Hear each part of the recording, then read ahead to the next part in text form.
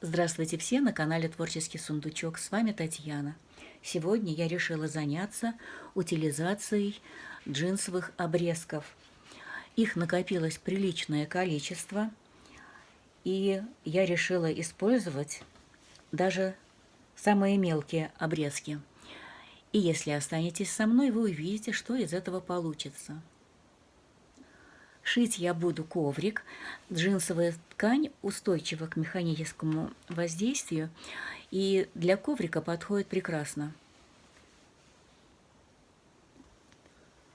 В качестве предварительной, вернее, вспомогательной основы я взяла тонкую ненужную ткань. Это может быть старая простынка, пододеяльник, ну у кого что есть.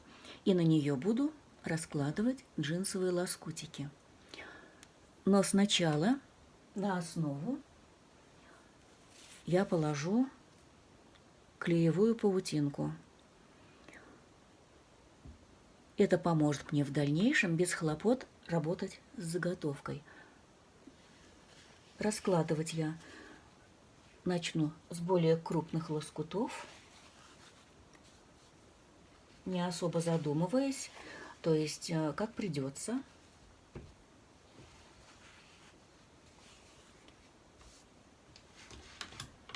Таким образом. И постепенно я буду заполнять свободные промежутки более мелкими лоскутами. Таким образом, чтобы верхний лоскут немного находил на ниже лежащий.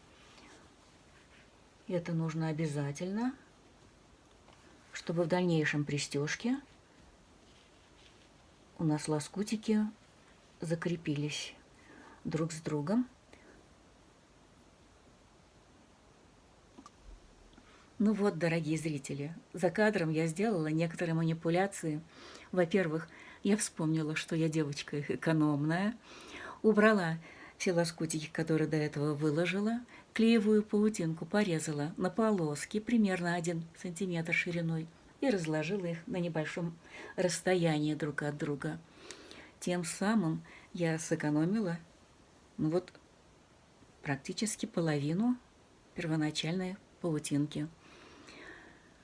Так, и во-вторых, я вспомнила, что все это надо будет прогладить, и я постелила вот такую толстую ткань, и теперь можно будет продолжать.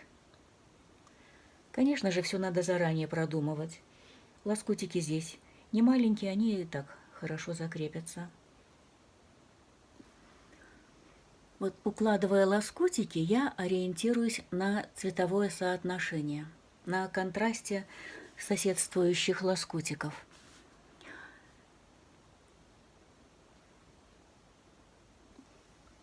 Я могу положить лоскутик изнаночной стороной, она, как правило, светлее лицевой стороны. То есть вот все по ощущениям. Мне нравится экспериментировать с лоскутиками.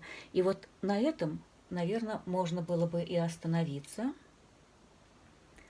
Но мне захотелось добавить мелких лоскуточков.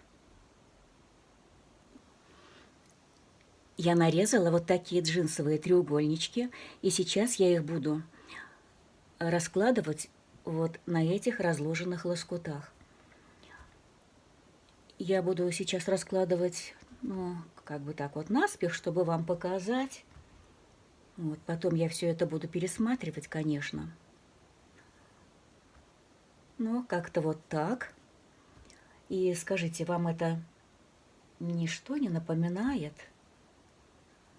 Мне кажется, они выглядят как осколки льда. Ну, как-то вот так. Под каждый треугольничек я буду подкладывать кусочек клеевой паутинки. А можно это и вот на такой канцелярский клей-карандаш закреплять. Я прогладила горячим утюгом с лицевой стороны. То же самое я сделала и с изнаночной стороны. Здесь ткань тонкая, и под ней быстрее оплавится паутинка и схватится с джинсовыми лоскутиками. Для верности я еще скалю это все булавочками и под машинку. Стягать буду квадратиками, прямыми строчками вдоль и поперек. Показываю вам простеганную заготовку.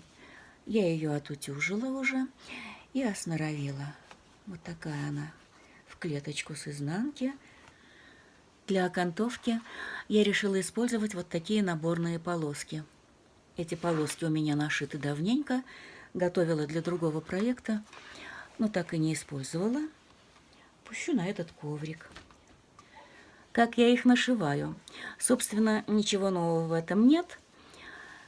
Это тот же ленивый Боро или Крейзи, срезы открытые.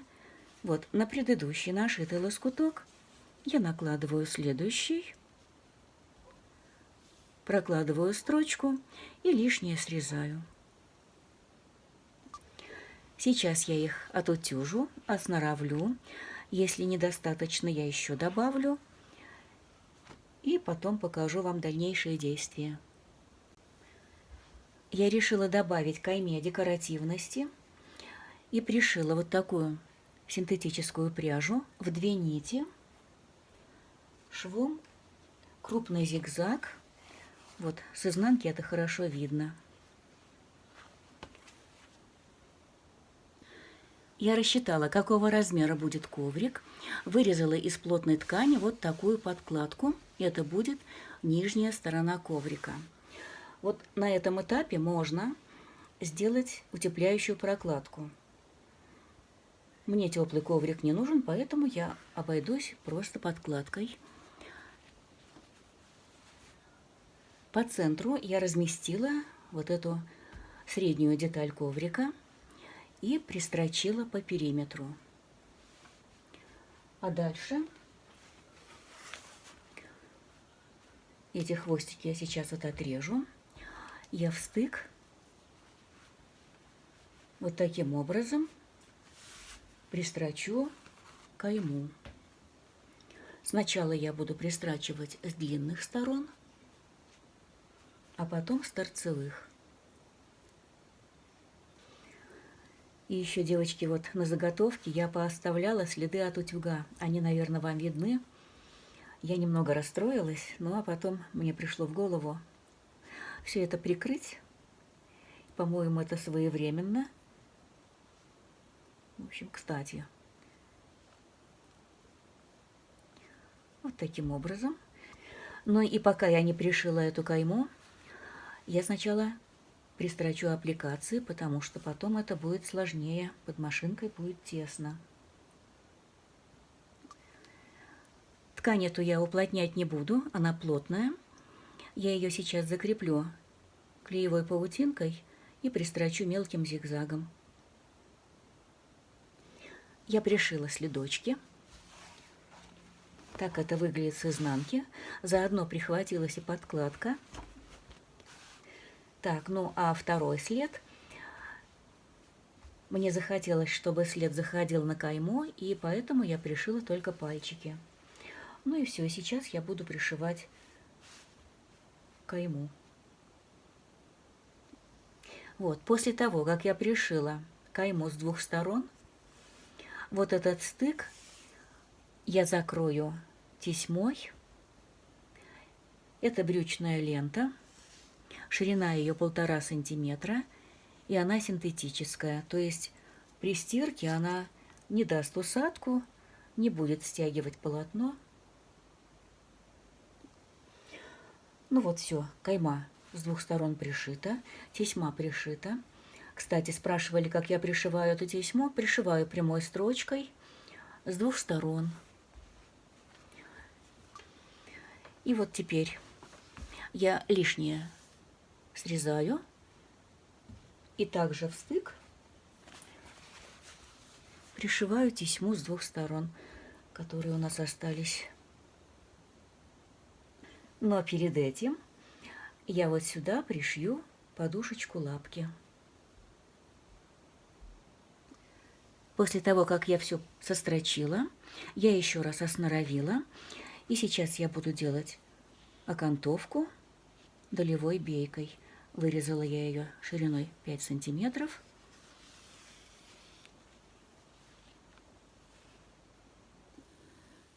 Вот такой коврик у нас получился с замшевыми следами, которые, честно говоря, не были запланированы. Тигр идет к нам в гости. Я поздравляю всех с приближающимся Новым годом, желаю всем здоровья и творческого вдохновения.